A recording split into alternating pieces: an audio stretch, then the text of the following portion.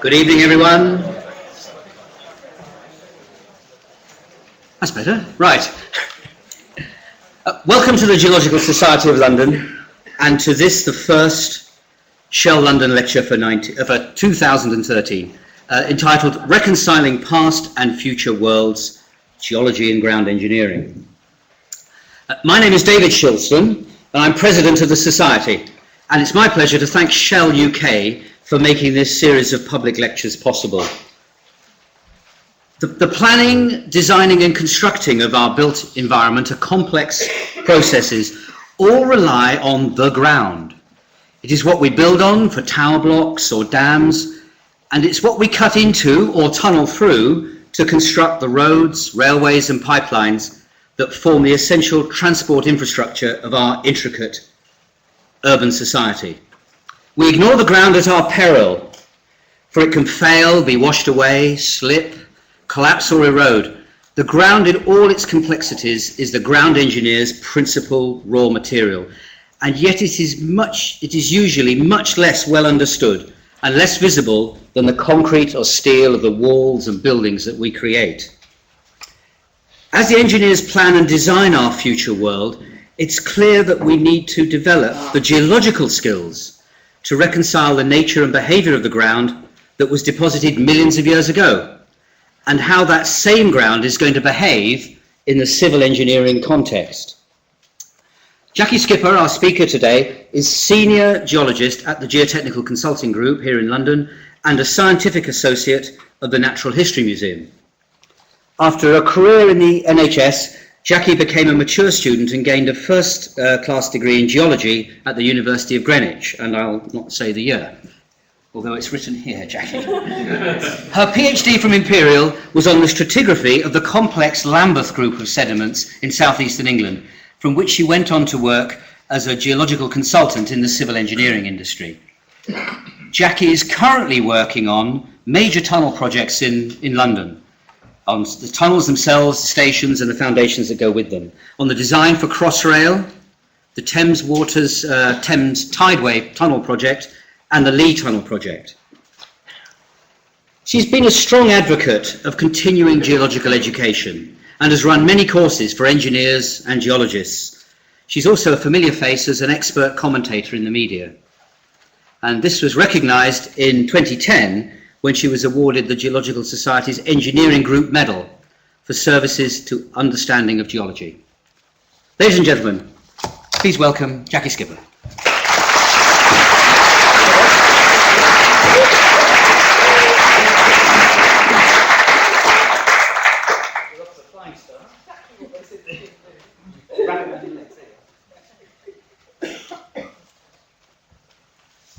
Right, good evening everybody. Just try and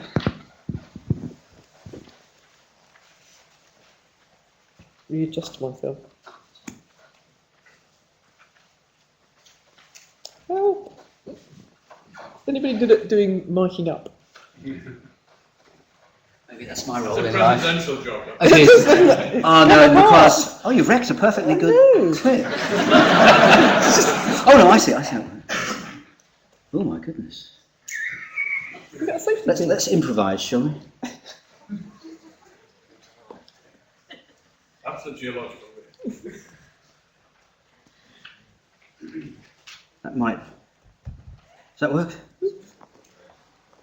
Let's go. Hello, can you hear that? Yes. Is that right? Oh well, I'm sure we'll sort itself out. Right, thank you very much for being here. That's not how I normally start this talk.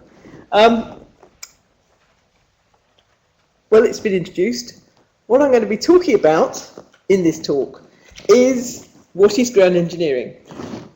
The first point I wanted to raise is who's in the audience, actually, before I had all this thing with the mic. What I would like to know is what the mix is of people who are in the audience this evening. So first of all, would you raise your hand if you have no connection with engineering or geology and you're just interested? That's cool. That's good. We like that. Marvellous. That's what the point of the talk is. Anybody who's a geologist, stick your hand up. Well, that's good. Yes, actually, it's about equal so far. And engineers? This is a very good mix. I think it's probably about a third of each. So I know what I'm up against now. Because we have such a wide audience, I'm going to be talking from a very basic perspective, so please excuse that. And I'll be explaining about what ground engineering is. I'll be talking about the urban civil engineering environment. I'm going to be asking the question how important the ground is in all of this. I'm going to be talking a bit about time, both human and geological time. And I'm going to be largely talking about ground variability, why it happens, and how it impacts on ground engineering, and giving some examples. And talking a little bit at the end about how these factors may change in the future. And I'm mainly going to be talking about sediments and what engineers call soils in this part of the world. Ground engineering has been defined as being an understanding of geological structures, materials and processes combined with a systematic application of investigative, scientific and engineering techniques to produce practical solutions to ground-related issues for the benefit of society. That kind of covers it, actually. What I do for a living is I work with a geotechnical partnership who it's a small but perfectly formed company. Small cheer from GCG, please. Thank you. Who initially started off providing mathematical analyses of how the ground behaves in response to stress, basically.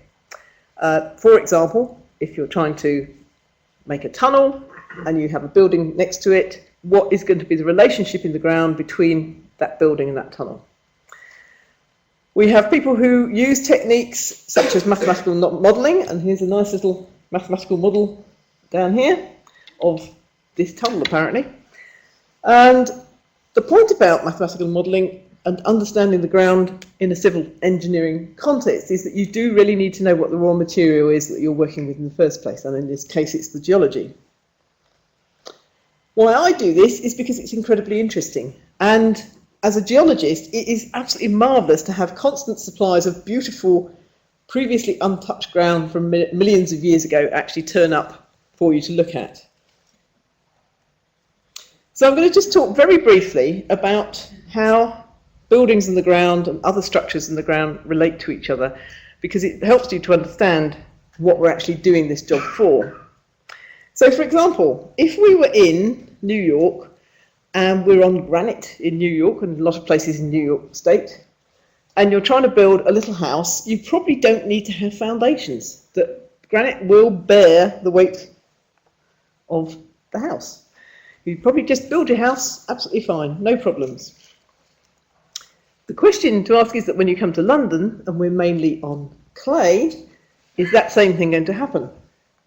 And the answer is probably not, because clay has a habit of settling, and when you have a house that settles on a less strong substrate, you get cracks developing and you get lots of unpleasant things happening structurally. So, in other words, if the ground cannot bear the weight of a building, or the load of the building, then you've got to think about foundations. And foundations, which are used for most buildings in the southeast of England particularly, but in many other countries, other parts of the UK, where there is a substrate which is going to not bear the weight of a building, we have foundations which distribute the load so that the ground can bear it.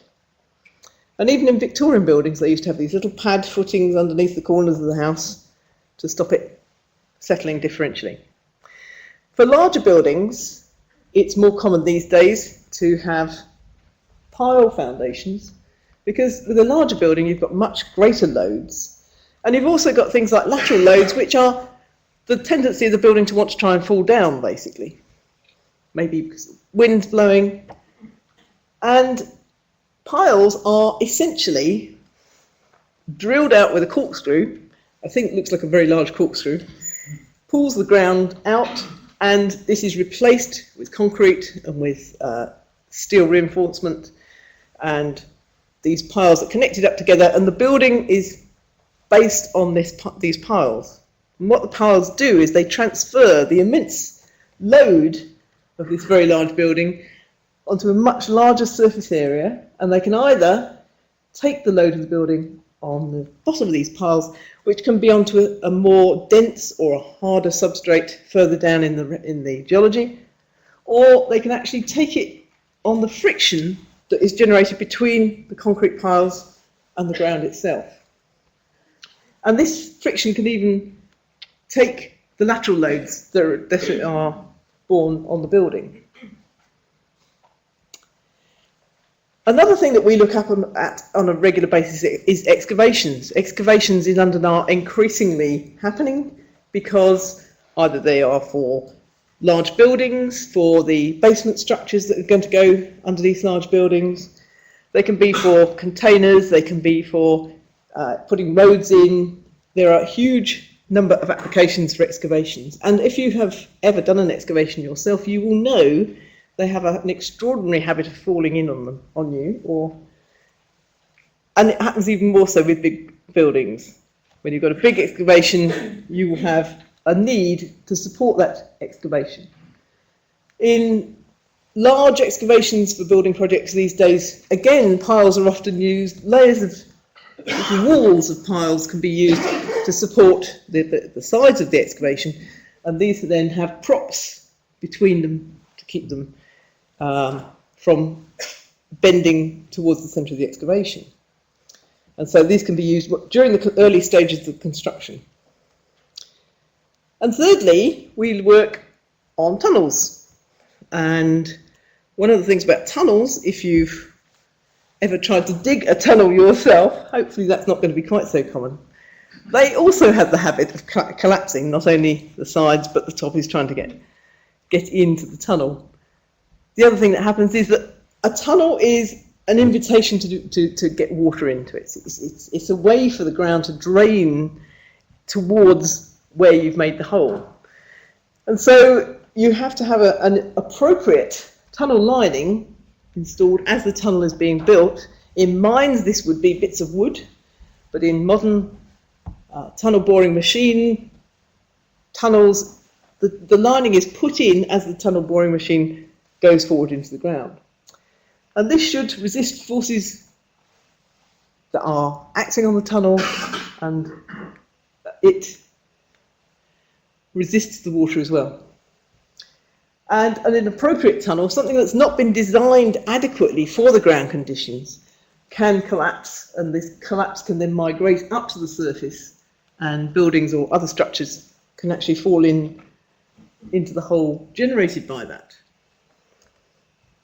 So civil engineering design generally needs to be designed according to the local geological conditions.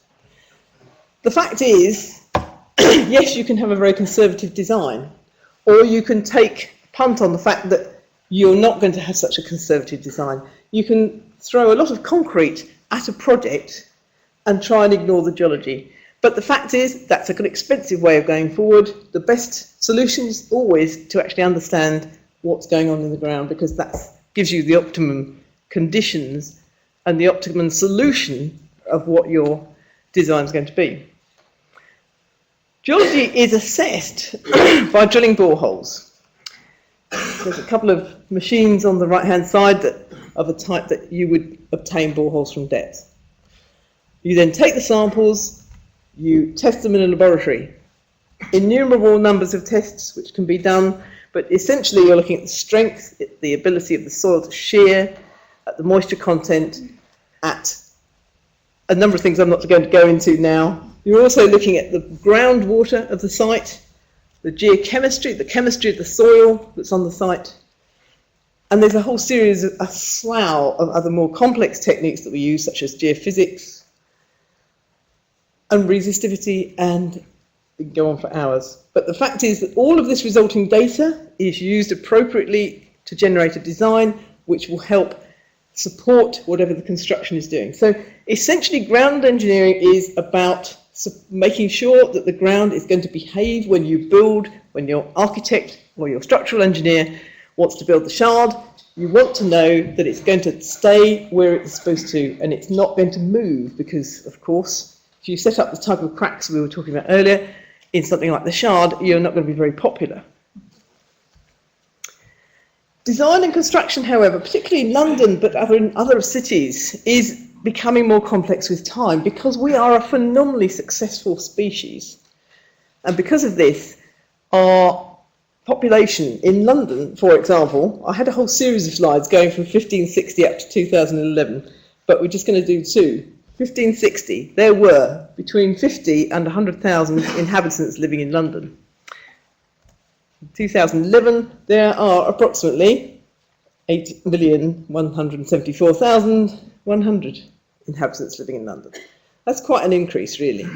I know we're talking about a few hundred years here, but that's still quite a lot more people. And what this means is that we have a complex infrastructure. The more people we have, as time is going on, the deeper you have to dig.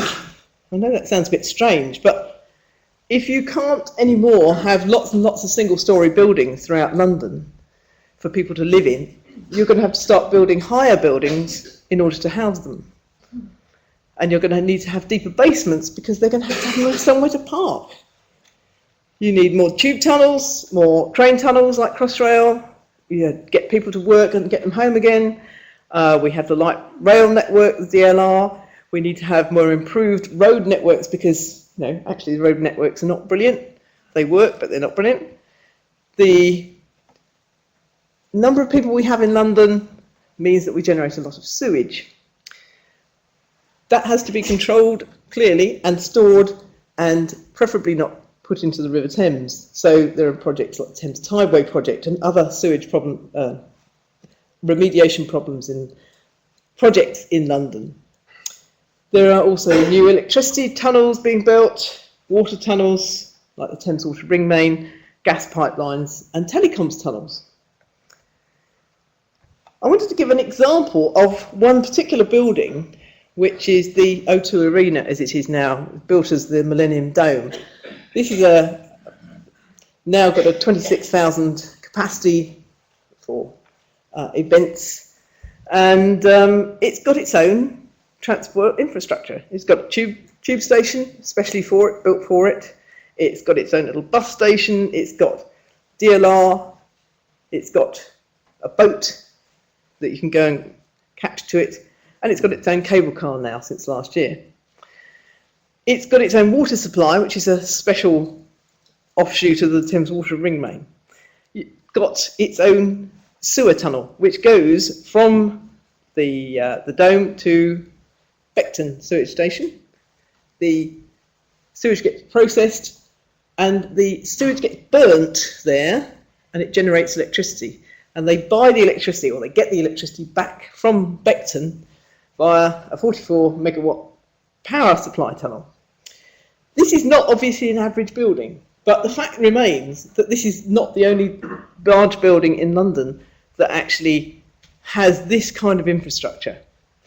If you magnify that by all the large buildings in London, all the small infrastructure projects that are on in London, you start to realise what an extraordinarily complex infrastructure it is. Next time you go and see Snow Patrol or whatever, just remember that. So it's complex down there. This is a rather fanciful, but not totally inaccurate, three-dimensional image of what it's like down the end of the road. That way. Underneath Eros, we have Piccadilly Circus Station, we have the Piccadilly line, and we've got the tube tunnels and the escalator shafts, and it starts to make you realise that even if you don't put the geology on there, that is quite complicated. If you imagine that magnified by the number of tube stations that we've got interconnections in London, and all of those have got their little tube tunnels intertwining in between each other. And if you start drawing the geology on there, it's even more complicated. Crossrail, for example, has got to go under 14 other tunnels when it's being excavated. So each of those tunnels, we do not wish to disturb any of those tunnels as we go past them. Of course, every engineer's ideal ground conditions would be the ground and completely homogeneous soil or rock with no faults, fissures or tricksy surprises. In other words, probably the London clay without any unpleasantness. And it isn't like that, of course. The geology of London that we have to work with starts with the Quaternary deposits, which are fairly widely spread over London, but in patches, as it were. Come under the recent, and then there's alluvium from the Thames, and actually the bit that I've missed out completely, which is the archaeology. I'm not going to cover the archaeology, there'll be another talk about the archaeology. Then you'll notice there's a large gap in time demarked by this red line, and then we have the London Clay Formation, which is what everybody wishes they were building on and in, aged between about 51.5 to 54.5 million years. Then there's another gap, and we get the Harwich Formation. Then there's another gap, then we get the Lambeth Group, which is about 55 to 56 million years old. Then there's another gap, Thanet Sand Formation. Then there's another gap when you get the chalk. The point is, it gets more complicated the further down you get, generally speaking. So, coming back to the original point of my talk, what happens when we undertake a site investigation, start drilling boreholes, and we go on from there to do the design, is that we're going backwards and forwards in time. The minute you put a borehole down, you are going back through time. You're going from the superficial, maybe river alluvium at the top, 10,000 years old, back through the Pleistocene deposit underneath it, back to the next deposit down of the London clay, back through the Lambeth Group into the chalk. It's a movement that you've got to really understand those deposits that you're looking at and the original environments of deposition in order to understand how they will go forward and how they will affect what's going to happen when they are involved in a construction project. So if the design life of the project is just a building that's only expected to be there for 25 years, then the constraints are not so bad. But if you're looking at a tunnel that you are expecting, like the rest of our tube network, to last for another 150 years, then you have to be much more careful about what's going to happen to the ground.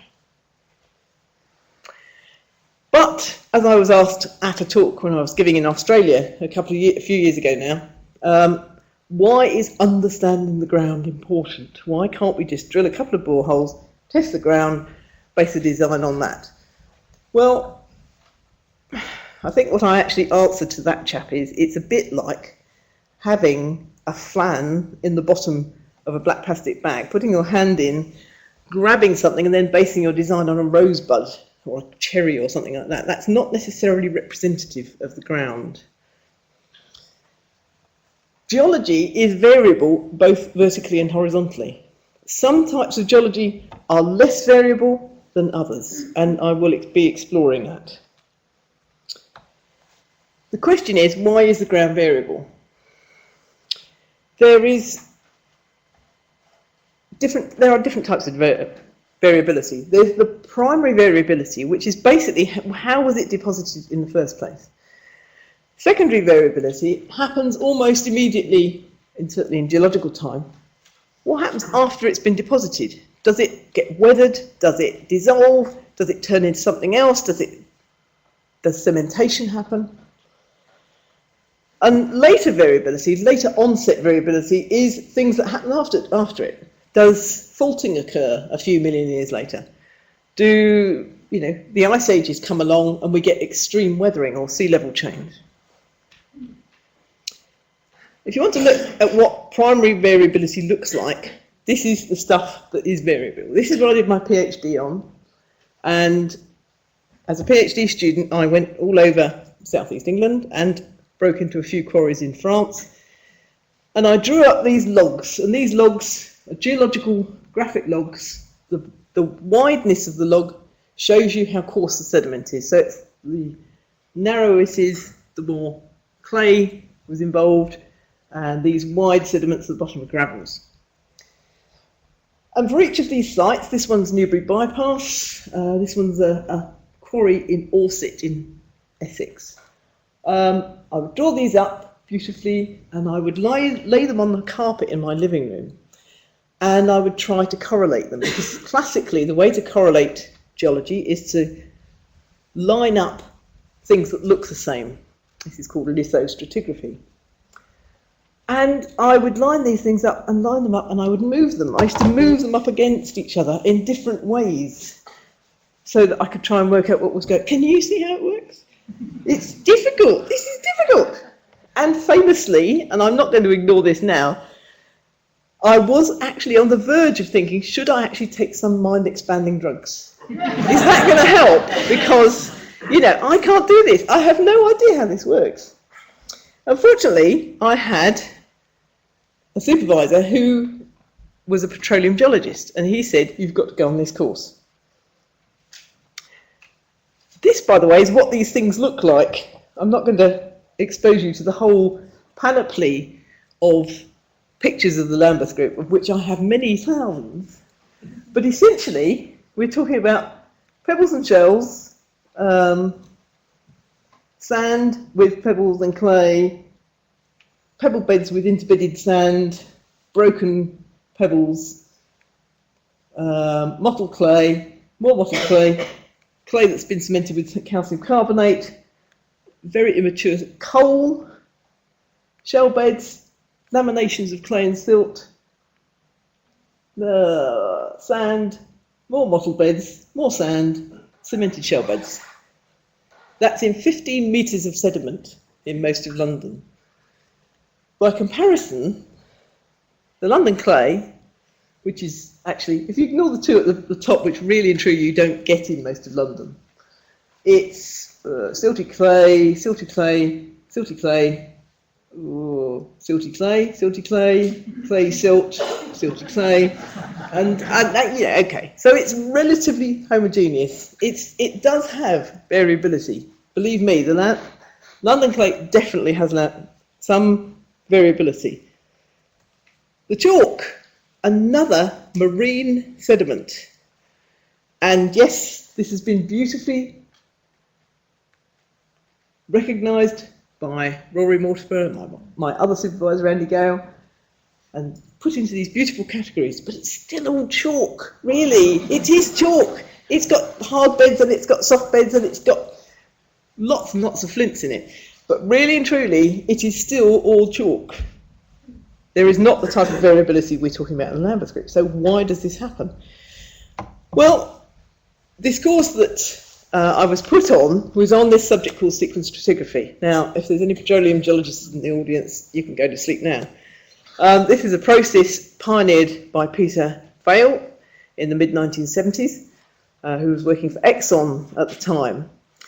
And it's a way of looking at the ground that doesn't involve trying to do it with lithostratigraphy. You don't have to now match up clay over there with the clay over there. You can actually look at it in terms of timelines.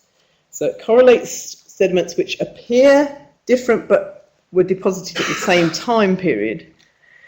It also explained a lot of things that people were noticing about big scale sea level changes which can be seen worldwide.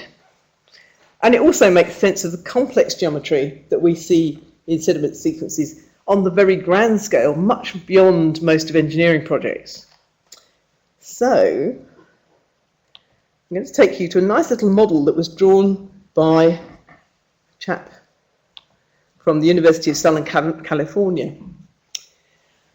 This is to show sea level change, basically, and what happens to environments of deposition, which is basically where sediments are made when you change sea level, when sea level goes down, and what happens when sea level comes up. The sediments of the Lambeth Group basically extend from proper terrestrial, land-based sediments with rivers flowing through them to these marshy deposits that you get on the edge of the sea, backwash marshes, things like the Everglades, to these sandbars through to shallow marine sediments. So this could really be an analogue for the Lambeth Group. This stuff down here is pretty much an analogue for proper marine sediments like the chalk or like London clay. This particular one is more like London clay, because when the chalk was being deposited, there wasn't actually that much sediment coming from the land into the sea. But it's interesting to see what happens as, in the first instance, sea level falls. And what happens is these environments of deposition actually start migrating towards the basin. But while that's happening, and we've got quite a lot of change going on here from these previously very thin, narrow layers of back swamps and rivers and so forth, suddenly we've got this large area, but the sea is still pretty much the sea. This clay that's being deposited out in the seabed is still pretty much silty clay, clay silt, whatever. And sea level keeps falling and eventually falls low enough that it goes past the edge of the continent, the coastal plain. We start getting these big channels being incised into the coastal plain, and sediment bypasses the coastal plain, goes off into the basin. Big changes happening, which we see reflected in the geological record. But all this time, it's still pretty clayey out here on the sea floor. So sea level starts rising again, and this is the interesting thing. As sea level rises again, these marine sediments then start on-mapping on top of what were the coastal plain sediments. And this is how we get primary vertical variability, as well as this variability that we can clearly see between terrestrial sediments up here and what were back swamp sediments, and then these shallow marine sediments, is that they're all being stacked up every time sea level goes up, sea level goes down, sea level goes up, sea level goes down. And sequence stratigraphy just brought all that together. It was suddenly a model in which it made perfect sense, and I was able to return to my sediments and make some kind of sense of it. The other thing that came out of Vail's work was this eustatic sea level curve, so that we can actually see changes that you can see in basins all over the world. And you can see a pattern coming into it, which may or may not be explained by what we call Milankovitch cyclicity. In other words, the changes that happen in the way that the Earth goes around the sun. I'm not going to go into that because that is a completely different lecture. But going back to my horribly complicated sediments, I was able to go back to it and see there is a boundary that goes through the middle of all these sediments that you can recognise, where there was a long period where they were extremely weathered, and the same thing you could pick up all the way across here was what we now call the mid-Lambeth hiatus, and which we use for identifying at least some kind of security in the chaos that is generated by these extraordinarily complicated sediments manufactured in environments where the sea is going in, the sea is going out, sea is coming in, sea is going out. 15 metres of sediment, that's all that's left. So secondary variability is part of this process as well. This is the weathering that happens soon after deposition. And in the case of the Lambeth group, as we will see in a minute, weathering and cementation, weathering out of some types of minerals and cementing of them elsewhere, is important because that also affects variability within the material. And this is a very, very quick spin through what happened when the Lambeth group was being deposited. This is not the long extended version. I normally do a one-day course based around. So start with the marine deposits you get at the beginning. There was a marine sea, fully marine, over most of southeast England to start with. And we know that from the fossils, especially around Stratford and Croydon and places like that. It was very hot, and then it got shallower. And then we started getting pebbles being deposited in these big banks in central London. Still very hot. Then sea level fell some more, and we start getting soils, and soils in the geological sense. We start getting weathering of these sediments that were previously marine sediments. See that by the weathering here on the red stuff. And then it goes on weathering. So we actually start getting these thick layers of bizarrely coloured material, absolutely bizarre. Purple, red, yellow, blue, you name it, it's there. People used to be very confused about this stuff. They used to think it was volcanic material. But you can go to places like Malaysia and actually see this stuff forming in situ. It's pretty clear. But after this long period of weathering, and this is the point at which we can actually see this line in this bizarre mixture of sediments, we get weathering out of material which gets cemented elsewhere, calcium carbonate, silica. And that is the end of the first phase of these sediments being deposited. Then sea level rises, we get estuary developing as the sea comes back in again, little tiny layers of shells and clay, individual tides worth of clay and silt or sand, tiny weeny little layers, one tide thick. And then in the sea level it goes down again and that gets weathered. And then we get these incision of channels. We get the channels incised, which then get filled with more sand when the sea level comes back up again. Still only 15 metres of sediment. It's extraordinary that so much happened in that time. And if you look at it in a plan view, this is actually a bit of Indonesia. This is probably what it looked like in these complex environments. And this is just looking at one time, really. Over here you've got the sea, and then here we've got estuarine channels, and here we've got rivers, and here we've got soggy soils, and over here we've got drier soils. And they're all happening at the same time. And that's what we've got to think about as engineering geologists, is if we've got in a borehole over here this kind of sediment at this period of time, it doesn't mean you're not going to get this kind of sediment over there. The distances between these sediments are not great. So in order to understand these 4D relationships, it's not just 3D, we're looking at 3D three dimensions, but we're also talking about time. We have to understand these in order to predict how the ground will behave in the immediate future and in slightly more distant future.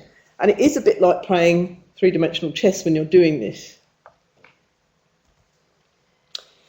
So the later stage variability has to do with things that have happened more recently, such as weathering, faulting, etc. And that can be faulting that's happened at any time since deposits were deposited.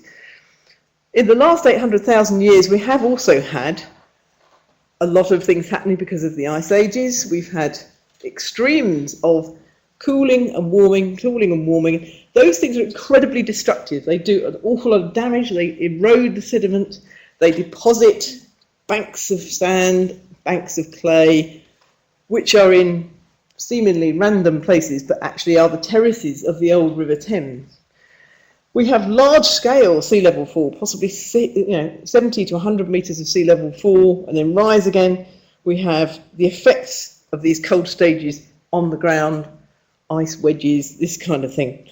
So those are all come under the category of late-stage variability in terms of what effect they have on the ground. And until quite recently, there was this paradigm that the London Basin is very, very simple. It's a basin full of clay, and it's the London clay. It's got this layer cake stratigraphy, there's possibly one or two faults, and that's it, why worry? Just get on with building things. What we have found over the last few years is that actually it's slightly more complicated than that.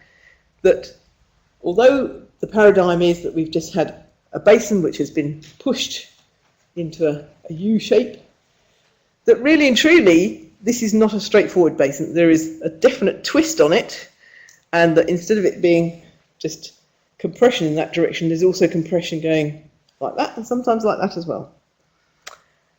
So instead of the classical view of just squashing during the period of time that the alpine orogeny, mountain building event was happening, which is basically when Africa was going towards Europe and squashing up the Alps.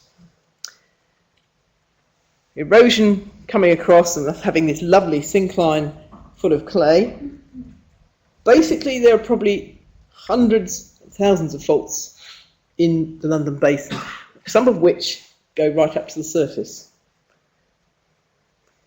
So I'm just going to talk very briefly about a couple of examples of different types of combinations of variability to end up on.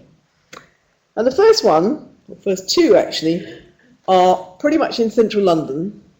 This first one was brought to my attention by a colleague at Arabs who mentioned to me, as we were working on a completely different job, did I know that the Lambeth Group was quite near the surface at the top end of Tottenham Court Road? I said, no, I didn't know that. So she started showing me these beautiful pictures. And this is quite dramatic. You know, this is a basement in what is now the University College London Hospital Cancer Centre. And this is not normally what you find in this area. What you normally find in this area is 20 metres of London clay. What we find in this basement is a great wodge of London clay and a whole load of upper mottle beds in the Lambeth Group. You can actually see them on the edges of these piles here where they've been evacuated off. And it comes up to a few metres of the surface. So that's odd, we thought. A few months later, I got called out to have a look at a job just off the Euston Road, not very far away, in fact, from, that's the UCLH building over there. This is actually a job that I've been involved in about 10 years ago, when a site investigation company had done a job on the site and said to me, do you know why we would have Lambeth Group over the top of London clay? I said, well, no, it's not normal, and I have no idea, but send me the samples and I'll see if I can work out why. So my office at the Natural History Museum was full of little pots of samples, and I looked at them all, and they were really in the wrong order. Couldn't understand why we had Lambeth Group over the top of London clay. Forgot all about it, told the guys at Soil Mechanics, I have no idea. Started on this job, had a phone call to say, we're getting sand awfully near the surface, which didn't ought to be there, and some red stuff. And the guys who were drilling boreholes for geothermal energy piles, basically, said, you know, we think there might be something funny going on. What we discovered when we went to the site and we did an additional site investigation was, in fact, there was a huge fault on the site, and my colleague in the audience over there, Richard Gale, has used this software called Move, which is actually software used for structural geology, again, used in the petroleum industry, where, let's face it, they've got the money to develop these things. And he's been able to show this fault, the large red thing, in relation to the ground here. And this actually explains why in some of the boreholes we were getting what we call repetition of strata. There's the borehole. So it's going through the Lambeth Group that's been pushed up, then it's going through London clay on the other side of the fault, and then it's going back underneath into the correct succession. The interesting thing about this software, which I'm very excited about, is that if we look at another view of the site, actually looking the other way around, the fault is in this part of the centre here, is that we can start looking at London clay and at the fracturing that you get in London clay. Now this is the software that's generating where these fractures ought to be on the geometry. And what is interesting about it is all of these blue areas are displaying areas where you might expect there to be more conduction of water through the sediments. And that's something that people have never actually really thought about with London clay before. It's always this theory that London clay is homogeneous, that it does not conduct water. And this is, if you'll excuse the expression, blowing it all apart. Interesting and worth progressing with, I think. I'm just also going to talk about the Port of Miami tunnel, which we did some work with a company called Bouygues. Though it doesn't look like Bouygues. This tunnel is to connect Miami's cargo and cruise port. That's a cruise ship there.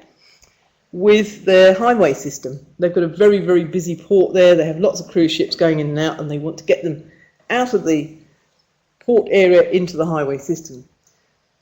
And they were going to build this tunnel underneath what basically are two artificial islands which were built on top of the existing ground in the 1920s and 30s. And this company were brought in as the contractors, and they're going to build two tunnels, 11.3 metres in diameter, 1.27 metres long, to connect these two islands. And they're going to do it with a 12.87 diameter modified EPB-DBM, which I'm sure you all know what an EPB-DBM is. It's an earth pressure balance tunnel boring machine. Right, and I'm sure you've all seen pictures of tunnel boring machines. Have you? If not, it's a tin can with a cheese grinder on the front, cheese grater on the front, which you can build, basically, that's not entirely true actually.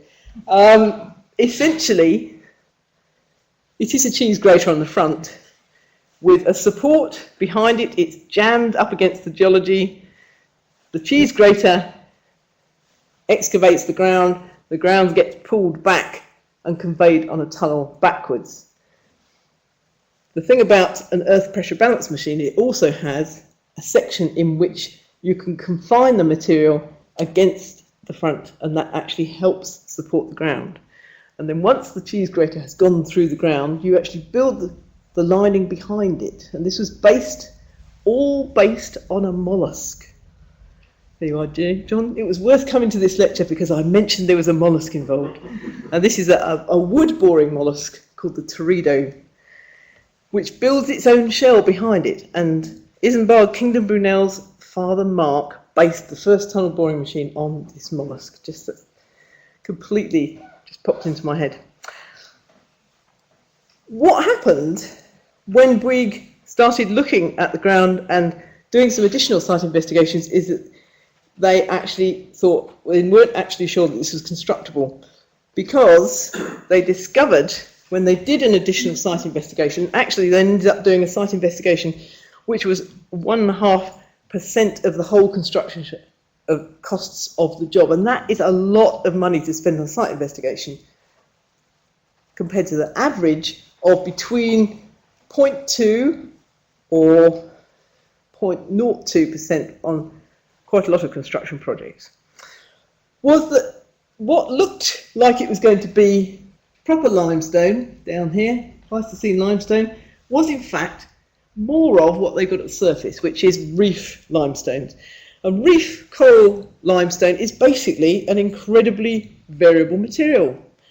They grow, they're natural products which grow in different stages, and they reflect sea level rise and fall. Again, different way to how sediments do it, but even so, we've got this primary variability in the ground. They also discovered evidence of secondary dissolving erosion and re-cementing of the deposits as well, which means that we've got 1 and 2, primary and secondary variability. And they also found there was a huge variability in strength of the material, including some very low strength layers, and very, very high water pressures, which means that the potential for high risks, if you're going to put a tunnel machine through this, are definitely there. And so they came up with this new model for the ground, which identified these weaker layers down here. And the great thing about this was that they were then able to go away and look at how this could be remediated. And essentially, they have remediated where they were putting the tunnel by a series of things, not all of which I will go into, but by mainly injecting grout, which is like a weak concrete, into the ground. Where all these little green spots are, this is looking from above, before the tunnel boring machine, which is going in that direction, could actually meet the ground. So it's basically supporting the ground and reducing the permeability, and actually making the situation containable from a situation where it would have been quite difficult. So the interesting thing was they injected 50,000 cubic metres, which is 20 Olympic swimming pools, of grout into the ground. So that shows you how many holes were down there.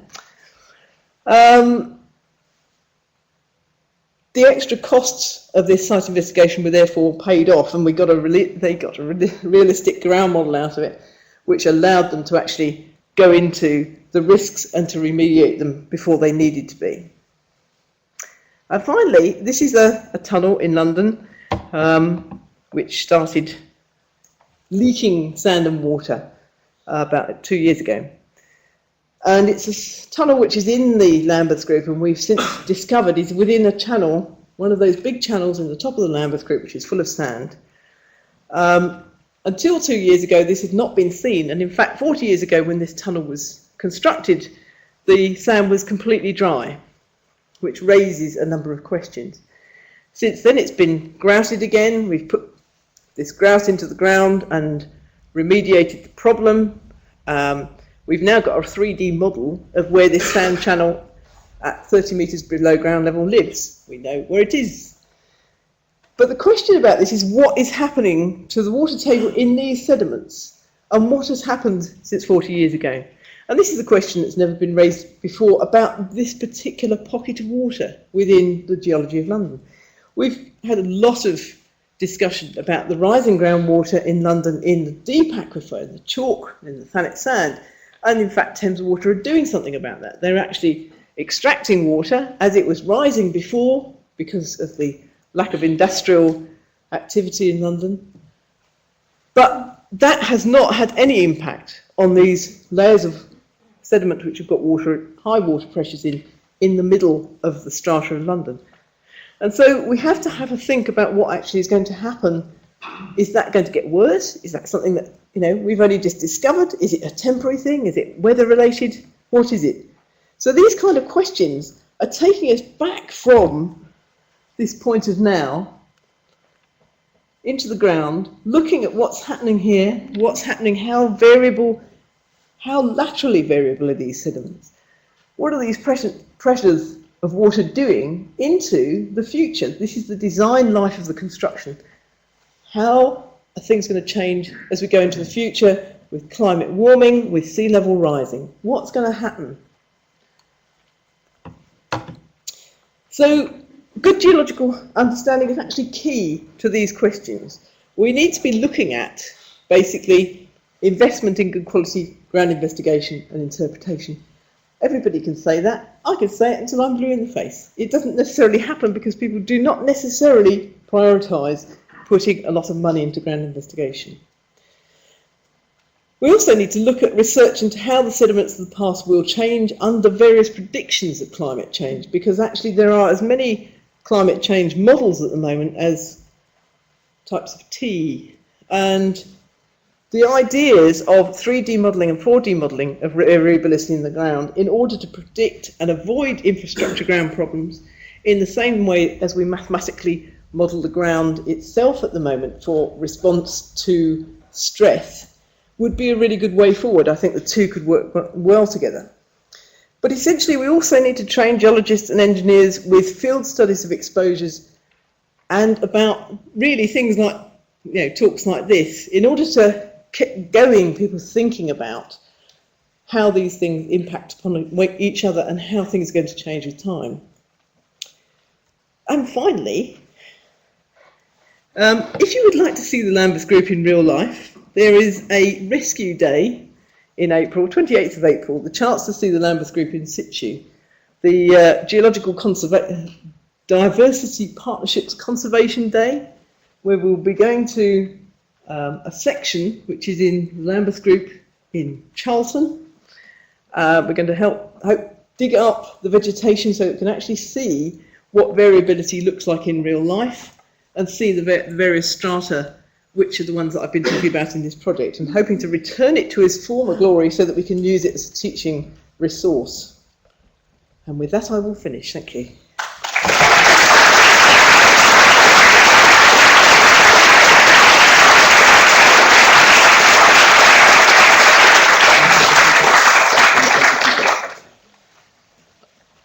Jackie, is it available for your questions? Straight away. So, are the microphone coming round? Oh, thank you, Naomi. You come and stand here. You don't need to take this. Sir. Thank you for your talk. I refer to last year, the latter part of the last year, when we had substantial rains where the ground was so soaked it couldn't hold any more water, such that the water came crashing down into the buildings, washing various structures away.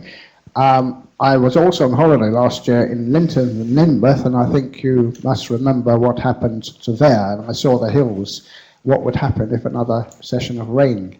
So the question is, what happened when structures were being envisaged in these places? Was the ground suitably inspected in the way you've just described, or was something missed or inadequate? One other little thing, do you have any comment about the Channel Tunnel in terms of stability of the earth around it? Finished. One question at a time, I think. The first question is really about the superficial aquifer, the surface water. Surface water is different to water underground, which is what I've primarily been talking about. And it is a different issue. I didn't really have a chance to talk about it in this particular thing. There are vulnerable types of ground which will wash away more easily. These are quite common in river valleys, which is why insurance companies are quite unhappy about insuring people who choose to live in houses near river valleys now, because flooding appears to be getting more frequent, even though this time just over a year ago we were actually in a drought situation and our aquifers were becoming empty. I think the question was there any negligence involved in why these structures were washing away? I can't possibly, comment on that, because every case has its own answer. And I think this is the same too with the question I got this afternoon about how long is a certain development going to keep settling, for example. It's very, very difficult to actually answer a question like that, except on a case-by-case basis. So I'm actually going to wriggle out of that answer, I think. As far as the Channel Tunnel is concerned, have we got anybody who knows all about the Channel Tunnel here? No. Okay, I can't answer that one either. Well, let's move on. I did travel through it the other day, and it seemed okay. Yes, I wasn't too worried. If I was an expert about the Channel Tunnel, I would have no hesitation in saying about it. Excuse me, can I say there was extensive site investigation done, but very boring on the channel. Indeed so, absolutely. One of the largest SI projects. Yep. I have heard it said that it's likely to be the longest lasting man-made structure in the universe. Really? That's confidence, isn't it? sounds confident to me. There we go. Right, yeah. Let's find another question. Let's wait for the mic. Great. What intrigued you when you were doing your doctorate at the Royal School of Mines to do the Lambeth group? Did you realise how complex it was, or have you been bitten off? Well, not a lot more than you could chew, because you've managed to chew it out quite nicely. But I mean, can you say something about that? Yes, actually, what happened was I did an undergraduate project on the Lambeth Group because it was near. I lived near Charlton. We had Charlton Pit, which was in all its glory at that time, and you could log the sediments easily. And then when I was offered a project later to look at what actually was a very wide-ranging project, looking at the whole of the Paleogene of Northwest Europe, actually. I did an awful lot of work all over Europe, and then I came back to this country, met Roland Goldring, the sedimentologist from Reading, who said, you must meet this bloke Darren Page, who's working on the Jubilee line, because all of these stations they're building are in the Lambeth Group. And the revelation for me was to see sections, absolutely pristine material, as opposed to looking at quarries or looking at coastal exposures of things. It was the first time I'd seen all of this in its absolutely pristine colour, and you could actually see weathering structures, for example, that you couldn't see in coastal exposures. And that I was completely smitten. And it made so much sense that allowed the interpretation of the strata much more easily. You like the pretty colours? I like the pretty colours. There he is. Thank you for an interesting talk.